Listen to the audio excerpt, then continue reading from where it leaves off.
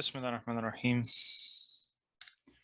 الحمد لله رب العالمين والصلاة والسلام على أشرف الأنبياء والمرسلين نبينا وقدوتنا محمد عليه أفضل الصلاة وأزكى تسليم. اللهم علمنا بما ينفعنا وانفعنا بما علمتنا وزدنا علما يا رب العالمين. السلام عليكم ورحمة الله. Everybody attending in person and at distance. Red pulpit chair. Pulpit chair. Let me just fix this. Okay.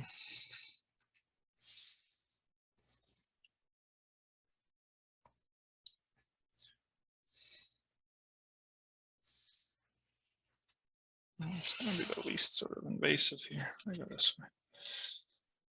Okay, so we're on a new subject with the author Raghib Asfahani. Recall that this particular chapter, he's zeroing in on the intellect, but he also said that there were particular faculties that human beings have that extend from the intellect or otherwise relate to them in a very, very intimate way.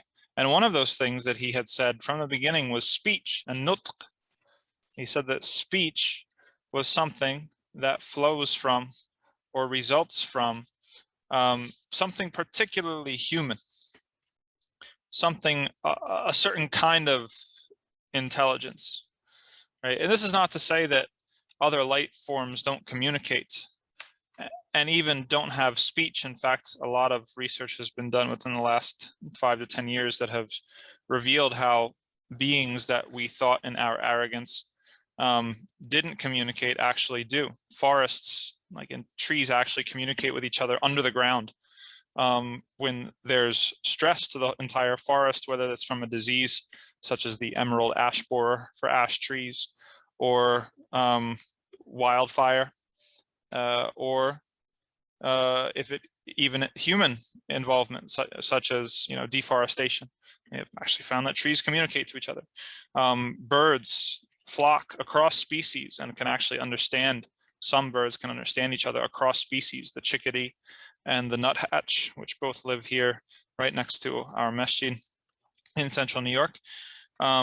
Everybody understands the chickadee's call. The chickadee is kind of the sounds the alarm, and the other birds understand communication of alarm. But there's a particular type of speech, or maybe we can say eloquence or use of language, that is particular to human beings, and the author specifically calls this bayan, right? Which bayan is a level of speech where the meanings can be extremely subtle and clarification of an issue is taking place in an unprecedented way. And so he justifies this position of his, as he always does with the Quran, in the beginning of Surah Ar-Rahman, Ar-Rahman, خلق الإنسان, علم القرآن, علمه البيان is the verse that he's referring to. علمه البيان, خلق الإنسان, علمه البيان. And so he says that because Allah subhanahu wa ta'ala didn't say wa علمه البيان, he said if he had said wow, if he had put a wow there, wa علمه البيان, it would have been a separate clause completely unrelated to what came before it, which is خلق الإنسان. However, since there was no wow, since there was no conjunction, then this statement, علمه البيان, is tafsir, is an explanation of, or a clarification of, خلق الإنسان, which means that it is something specific to human beings, this thing called bayan. And Allah knows best. But that's the ta'lil, that's the reasoning of the author, Raghib Asfahani. And certainly when we think about our lives as human beings, there is something special that we have when it comes to speech, both outgoing and incoming, right? I mean, there's a reason why there have been societies such as the Arab society, and the Irish society is another one, English as well. They used to have national bards, right? Even in the United States, there's like the national kind of the poet laureate, right? I'm sure in Pakistan they also had something, or at least Muhammad Iqbal, right? Like every nation has like a particular poet, and the ability for that poet to touch people's hearts and impact their emotions and shape their sensibilities about things is extremely, extremely strong. And it's extremely indicative of something that is very particularly human. Even today, you know, we bemoan the rap lyrics, right? Why can't they be more constructive and positive? And the fact that we do that is also a proof that the human language, that humans have a special relationship to language, special in a different sort of way than other creatures do, right? We know that when certain types of speech or subjects become popular and this kind of presented in a very attractive way through media and entertainment, et cetera, that it has power over people. It influences people. It shapes what's normal. It can actually create the capacity for action, right? Which is why we care. It's why we care in the first place about what sort of things people are saying and what their lyrics are and why every type of speech is not protected, right? Under free speech, because words have power, and the power of words is something that strikes very, very intimately to what it means to be human. Then the author, he moves on to talk about silence, a samt. And he says, you know, as further proof of this kind of special human relationship to speech or bayan, he says that absolute silence is something that's considered a fault among humans or among human culture, right? Absolute silence meaning either the ability, or excuse me, the inability to speak at all, or the complete abstention and refraining from speech is something that's considered blameworthy. It's something that's considered ignorant. If someone comes into the room, they give salam to people, or if they even say, hi, how you doing? If somebody just doesn't speak, that's considered rude, right? So this type of absolute samt, this absolute silence is considered blameworthy within almost universal human culture. And that's an indication of how much we value at the fitra level speech or bayan. But we also value selective silence as human beings. And this is part of our Shariah, and also extends beyond the Shariah to the fitra, right? It's funny because with kids, you know, they don't have that filter. So a lot of humorous situations arise because they just blurt something out that they haven't learned yet what's appropriate to say, when and where. Like my daughter the other day made a rhyme that was very like bathroom humor, because she loves to rhyme and she loves poetry. And so like sometimes we just play this game where we rhyme a couple syllables back and forth together. And we make up songs sometimes, and she made up a song. And of course, you know, she's 4. And so one of the rhymes was like, you know, with something that happens in the bathroom. And she didn't even, it wasn't like she was being transgressive even. She just very, very knows that thing, right? It's very natural to her. It's something that's in her experience. She knows the word for it. And so it was an eligible word for rhyming, right? Similar to the reproductive organs, right? The kids know the names of the reproductive organs, and they don't understand until they're a little bit older that, okay, there's a time and a place, words have different audiences, and, you know, even speech has different kind of levels of intimacy, right? And so we place a high value on this sort of discretion, right? That's how refined and deep our connection to bayan and speech is, that the selective, like if somebody is very discreet, they know when to say something and they know when to not say something. That is that's a skill that is valued universally in human culture, right? We don't like tattletales. We don't like blabbermouths, right? We have all these kind of words for these types of people, especially on the playground at school, right? And so if someone is very discreet and very selective and knows when to speak and knows how to speak and knows when to be silent and knows how to be silent, then this is something that is very, very praiseworthy. And it gets back to the quality rather than the quantity of speech. More is not always better. Sometimes less is more. The next chapter, and now he's got, the author has kind of a few chapters in a row dealing with speech and issues related to speech, such as truth and falsehood. Because if we're talking about speech, then we know that speech can either be true or speech can be false. And so he sets out with the next chapter talking about praising truthfulness and blaming falsehood. This is a very sort of, and the author has shown us his philosophical credentials. He's a very philosophical type of guy. But let's put it all to you all. Why is truth so important? We know that it's a universally held human value. We know that, obviously, like the Sunday school answers about, the hadith, the Prophet ﷺ, and things from the Quran. But if we're talking about trying to explain to a non-Muslim or an alien, somebody who's just a complete mulhid, like a nihilist that thinks that we should just be able to say whatever we want, true or false, how are we going to explain to them the importance of truth, truthful speech?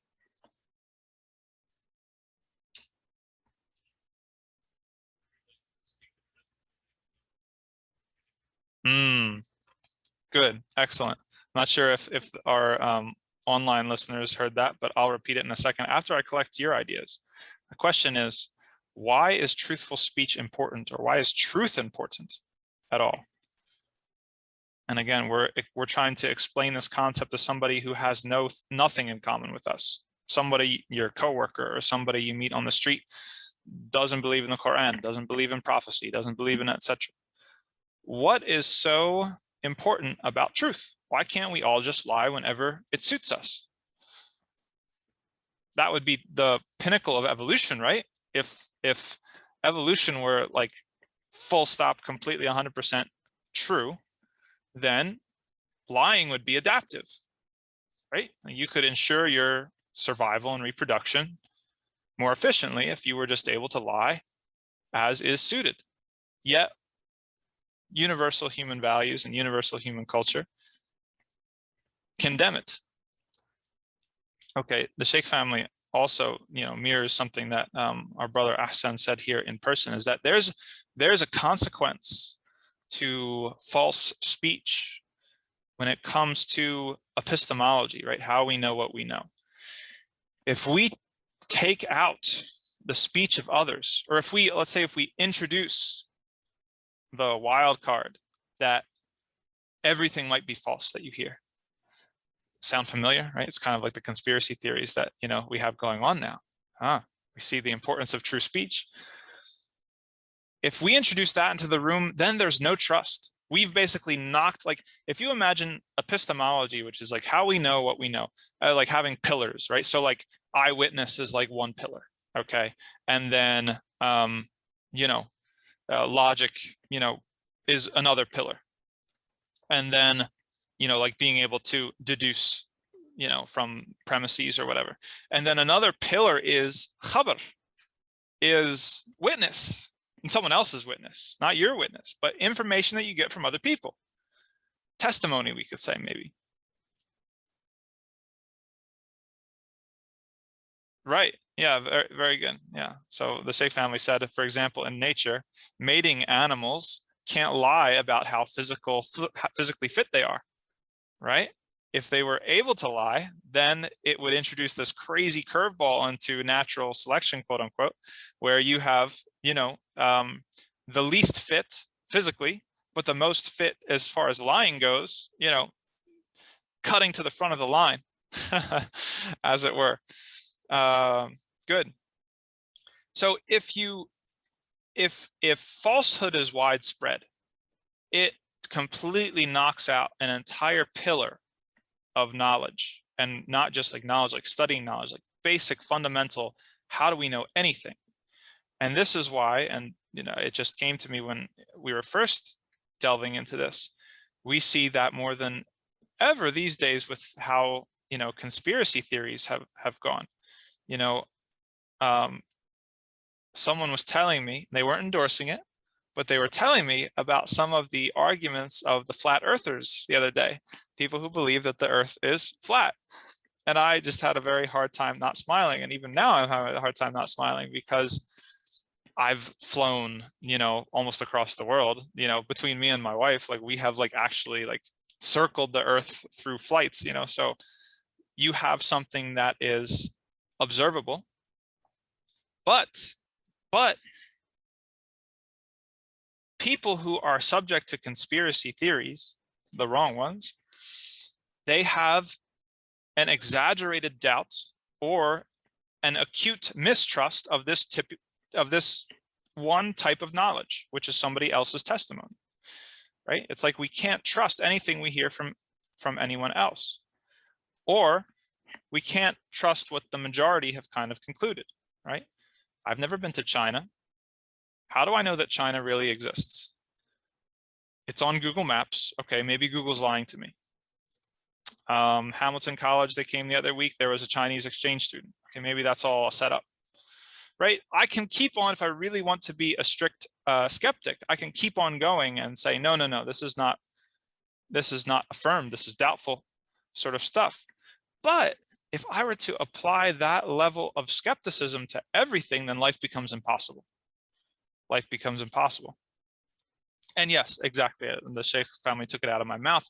That illustrates the responsibility to tell the truth, because people aren't stupid. They are, but they're not at the same time. And what I mean by that is that people react to having their trust abused. And so if you have a government, or if you have a for-profit media, or if you have experts that are propped up that have lied to people, or have not been forthcoming, or have not been completely truthful over decades and decades and decades, and the trust is eroded, then chaos ensues. Because now we don't know what to believe, right? It's the story of the boy who cried wolf over and over and over again. If the boy doesn't cry wolf time 1 and time 2 when he's lying, then people would have believed him when it was actually true. Take these wars now, the United States is pulling out of Afghanistan. All of it was kind of set up due to misleading, or we can either misleading information, or we could even say lies. The invasion of Iraq, even more so, right? Vietnam, similar, right? You can keep on going back in history, like the United States, the FBI spies against its own citizens. It has killed American citizens. We can make a whole long list of sort of the actions of the United States government against its own people, right? And then when it really matters, right? Something like a pandemic. We are in the Western Hemisphere, all the way an ocean away from the origin. We have all this time, a couple months to like buy equipment and to get ready and to close off borders and all this sort of stuff. And now people's mistrust costs lives. It costs lives, it costs money, billions and trillions of dollars, or however much we've lost in this pandemic, et cetera, et cetera. So we're seeing and we're living through the consequences of false speech, very, very much so. The author says, he says that truthfulness is the foundation of everything praiseworthy. He says specifically, it's the pillar of prophethood and revelation. Right? If we're working through somebody, they say if you're doing dawah to somebody, you have to first establish common ground. And this is something that we find in the Quran, the prophets did, the Prophet Muhammad ﷺ did, and the Prophet Musa ﷺ did. You can't say to somebody who doesn't believe in the Quran, well, the Quran says this, and expect it to be proof. You have to go off of what they believe is proof in the first place, and then work from there, right? So people who don't believe in revelation, in prophecy, these sorts of things. Or I should say, I'll put it the other way. If you don't believe in the true speech of other people, then you can't possibly believe in prophecy. You can't possibly believe in revelation. It becomes a conspiracy, right? And this is how like the Christians treat us. Like, the Prophet ﷺ had over 100,000 companions with him on his final Hajj, on his farewell pilgrimage, right? The things that he said, you know, we know the chains, we know how many people are in the chains, and there's mutawatir hadith, you know, a good number of them, way more than anybody else has. And yet there's this skepticism and this idea of conspiracy, that we can't trust this sort of thing, that everybody was kind of in collusion with each other, or, you know, the books were cooked, which is why the Christians focus so much on Uthman burning the non-conforming manuscripts of the Quran, right?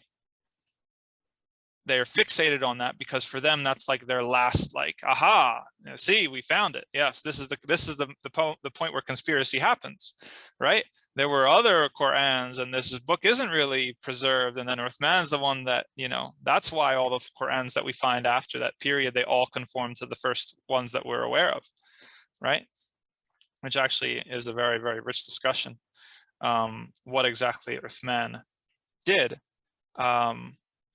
Famous difference of opinion between Adani, right, who's one of the, probably the authority when it comes to Rasm al-Quran, talking about the actual compilation or writing of the Quran and its diacritical marks and all this stuff. And I believe Ash-Shatibi, which, as you know, is also the authority on qira'ah, on the spoken part of the Quran. So if my memory serves me correct,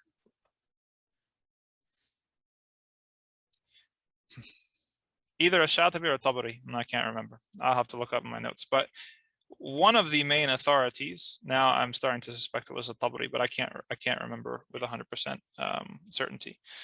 One of the main authorities in Quranic ulum said, and this is the popular opinion that we hear in the Anglosphere, that what Uthman burnt were the other qira'at that were not the Qurayshi dialect, the other ahruf, because the Quran was revealed in 7 ahruf, right? That was the opinion of either at-Tabari or Ash-Shatibi, I can't remember.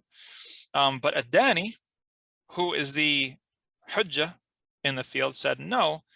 What Uthman burnt was all of the manuscripts that had things that were mansukh, that were abrogated. And this was the opinion that was favored by my Sheikh Abdullah Shanqiti in Medina, the son of Muhammad al-Amin al-Shanqiti, the author of Adwa al-Bayan. So that's a very, very interesting little debate. And it has some implications for people who are involved in dawah work and people talking to Christians and kind of dealing with these sorts of doubts, because the Christians love them some, you know, that story of Uthman burning the manuscripts. They just, like, you know, salivate at that sort of thing. But according to Imam Ad-Dani, he was burning the masahif that had ayat mansukha, that had verses from the Quran that had been revealed but had been since abrogated. And we're talking about abrogated, their tilawa, like they're being read, and their kitaba, because as you probably know, there's different types of naskh, there's different types of abrogation. There's the abrogation of the tilawa bidun al-kitaba, and there's naskh of the kitaba bidun tilawa, and there's the naskh of both of them. So abrogation has 3 types: the abrogation of the meaning, whereas the verse still stays; the abrogation of the actual written verse while the meaning still stays; and the 3rd type, the abrogation of both of them together.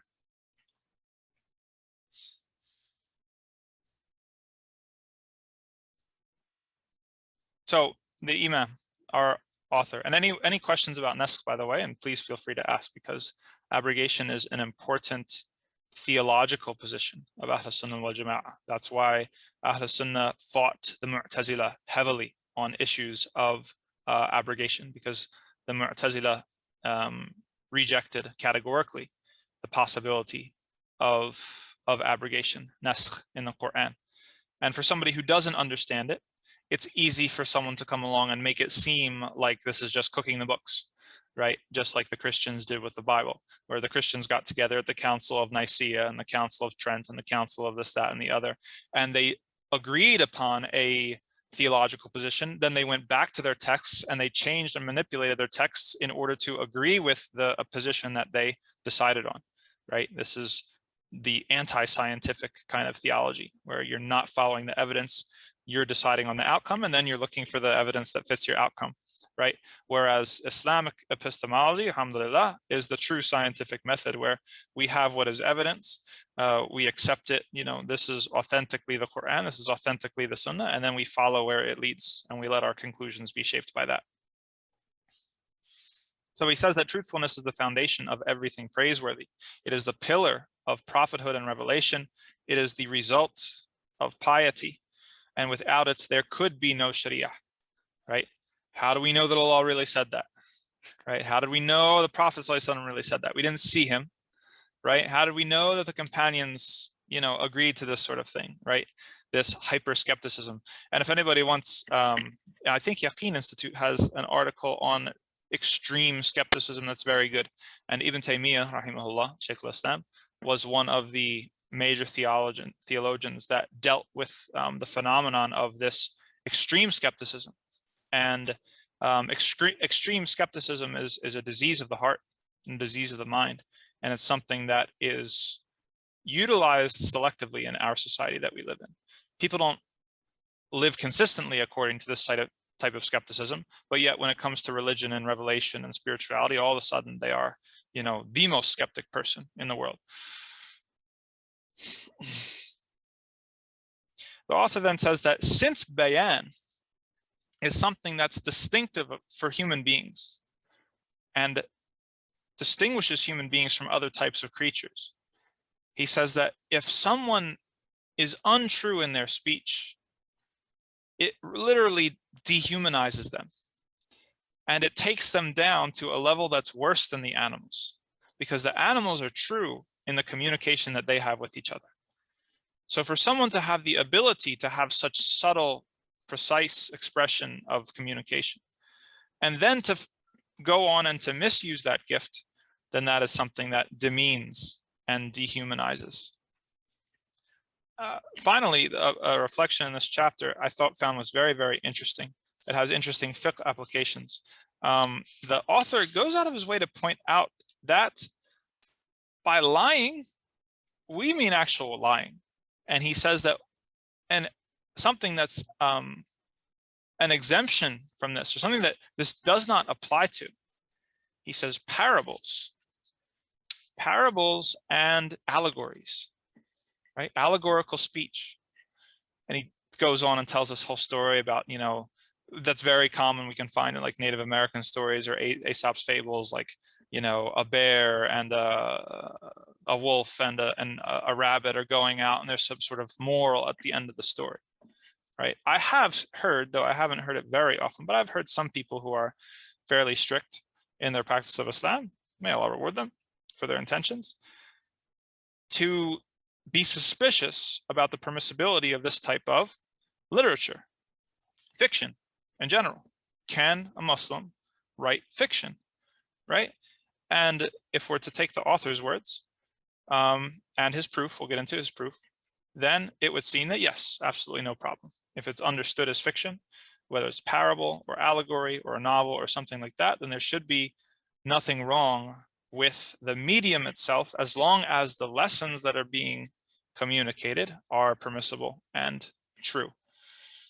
So some of the examples that he gives, other than the story he shares, again, Raghib Asfahani is a master of the Quran, and he almost always backs up his points with the Quran.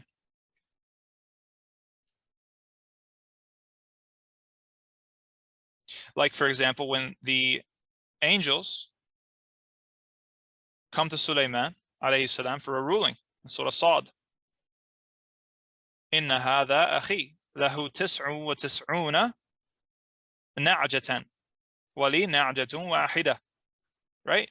Is this completely true speech? They're angels. They don't have sheep. Right? They don't have anything. Are the angels lying? No, we can't call that a lie. That's what the author's saying. We can't call that a lie. It's meant to teach a lesson. Right? And so it is something else. He gives another example. كَمَثَلِ حَبَّةٍ, right? Allah subhanahu wa ta'ala himself gives examples in parables. كَمَثَلِ حَبَّةٍ أَنْبَتَتْ سَبْعَ سَنَابِلَ فِي كُلِّ سُنْبُلَةٍ مِئَةُ حَبَّةٍ. Right?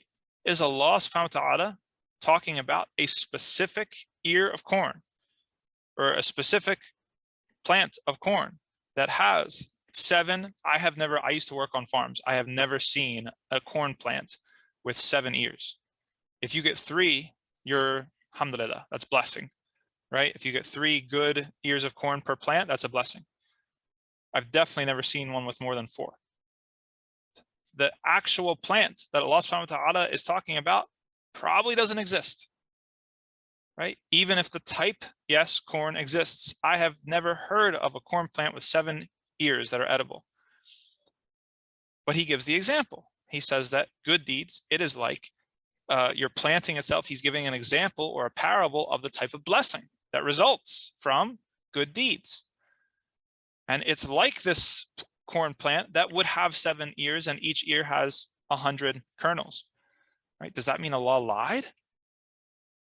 Of course not. He's giving a parable. The meaning, what he's trying to communicate is true. And anybody with half a brain cell understands that it's not to be taken literally, but it is taken for the example or the lesson that it is trying to impart. So according to that istidlal, or that tadlil, or that ta'lil that the author gives, then writing fiction, writing parables, even those parables involving animals or people or whatever, even acting. And there's books about that, and I have some in the library, and they're very interesting. They go back and forth. Acting, is it permissible, is it not permissible? But according to, let's say, the author's reasoning and his proof. Another example. Sister Khawla gives, أَلَمْ تَرَ كَيْفَ ضَرَبَ اللَّهُ مَثَلًا كَلِمَةٍ طَيِّبَةٍ كَشَجَرَةٍ طَيِّبَةٍ أَصْلُهَا ثَابِتٌ وَفَرْعُهَا فِي السَّمَاءِ. That's right. That's a very good one. That's right. فَرْعُهَا فِي السَّمَاءِ. Like, are we talking like really like its branches? Okay, it would be unremarkable to say that, okay, this tree outside the masjid, it's a very short tree. فَرْعُهَا فِي السَّمَاءِ. Literally, okay, it hanging out in the air, its branches in the air.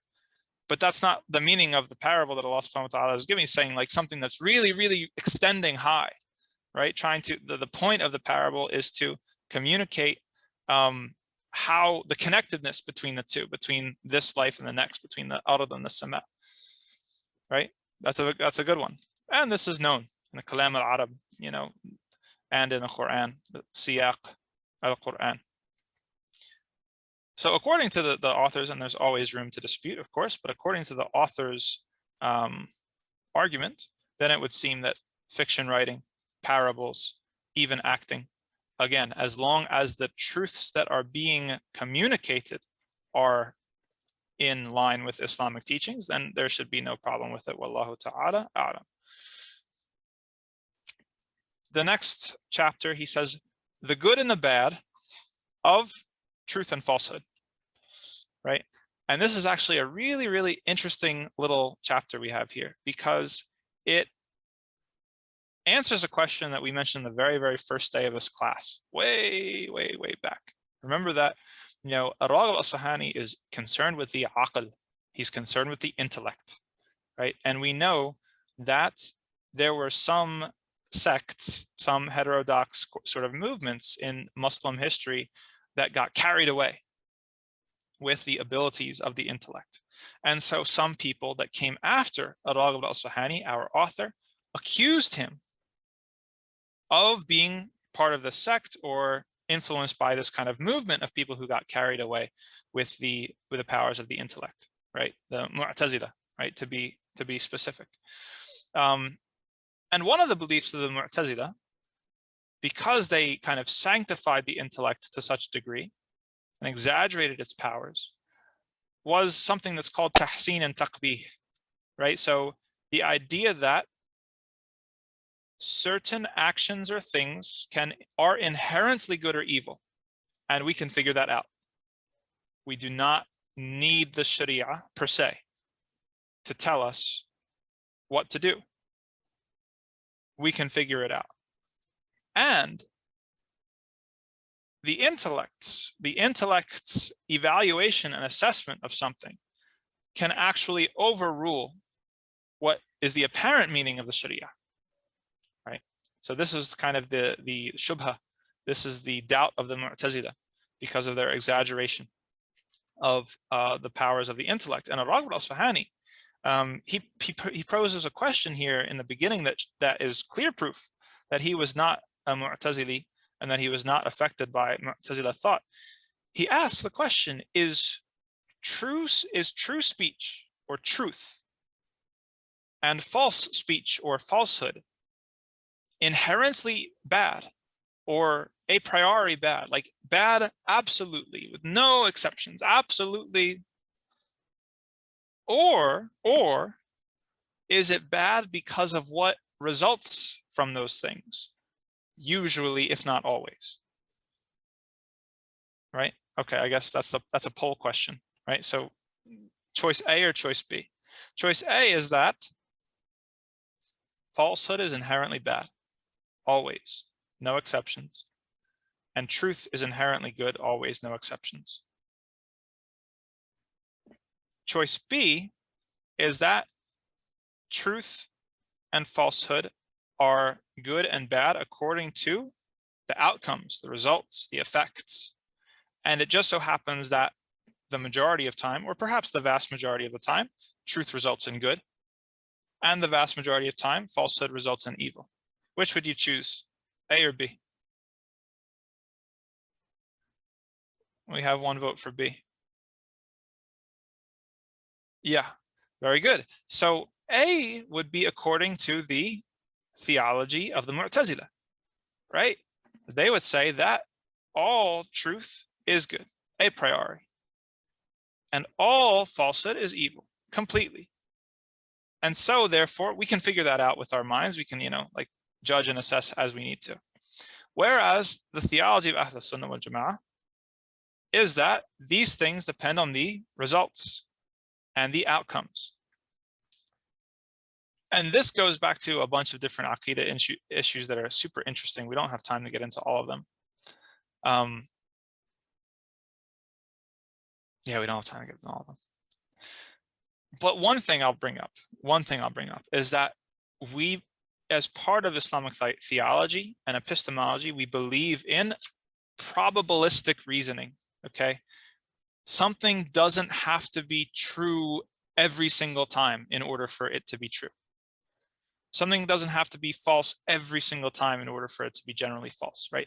A lot of the argumentation on issues in our society these days, they can be kind of resolved if we apply this sort of lesson or this sort of reasoning, right?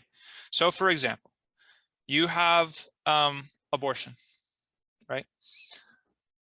The left, progressives, liberals, they'll say, my body, my choice. It's women's reproductive rights. No child mentioned. A woman should be able to have an abortion at any point at all, up until the day of the birth, right? That's what the progressives believe. What's the reasoning for that position?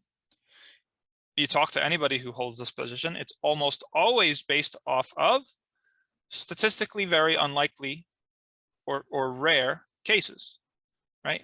Let's do a thought experiment where there's a particular woman who it's confirmed by medical doctors that it's her life or the baby's, and it happens to, this information happens to come out like fairly late in the pregnancy, okay? Much of these sorts of things talk about exceptions, right? But in Islam, as with other types of, I guess, worldviews, exceptions don't make rules, right? The predominant case makes a rule.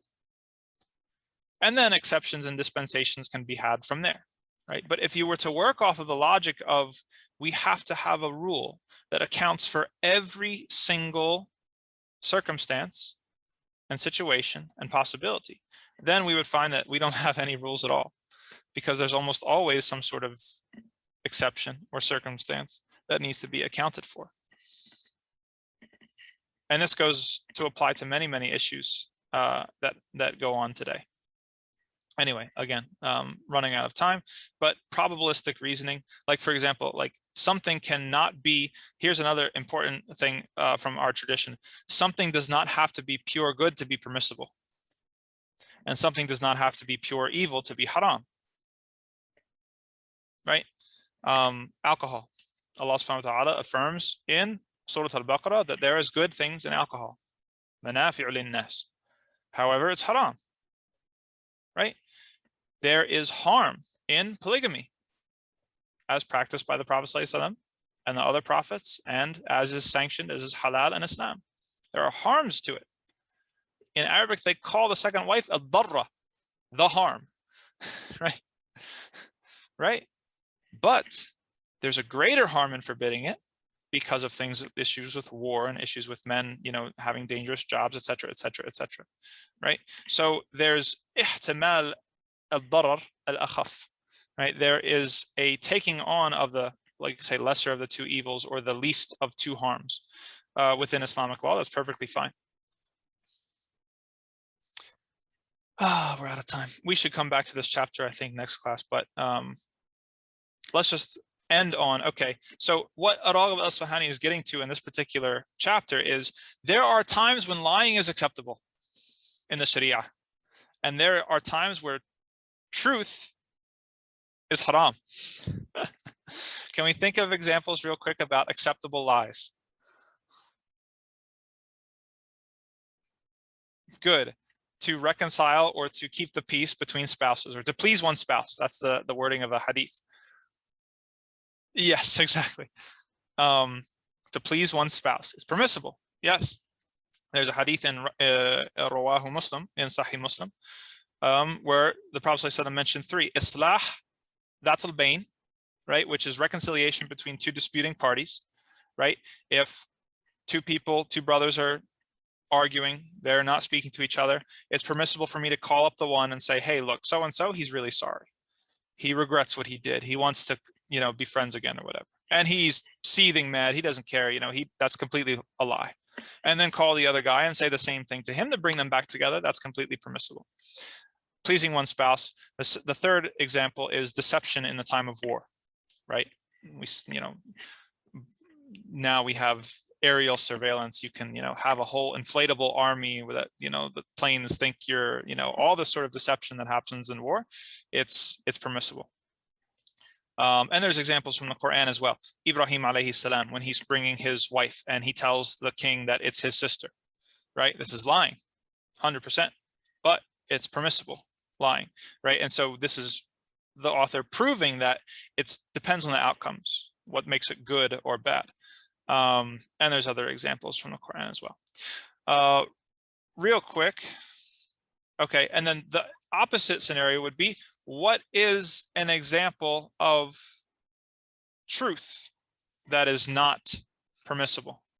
So the example the brother gave was about if it's a life or death scenario, you're in a position of taqiyya, right? You have to either renounce your faith or die, right?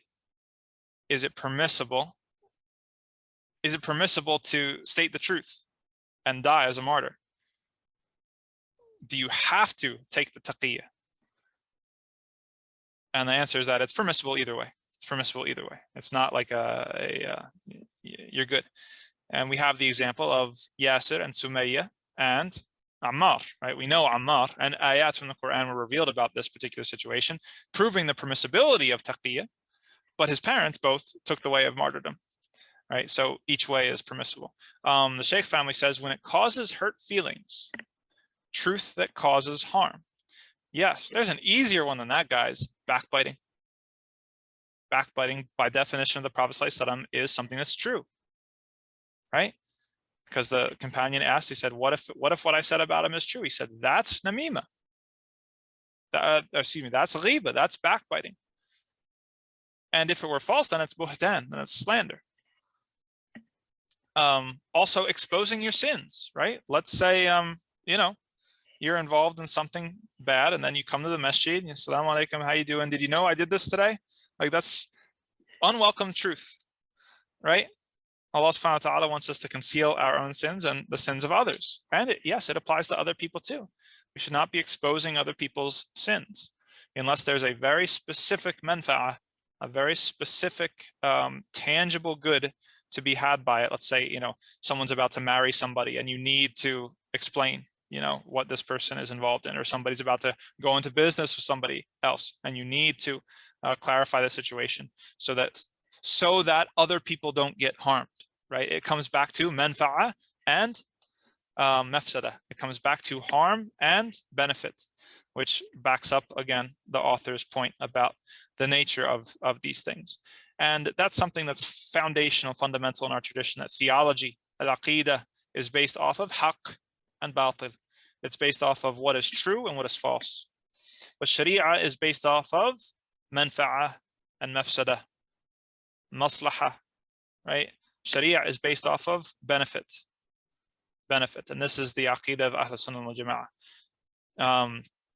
I can't get into that. We're over time already. Anyway, any questions?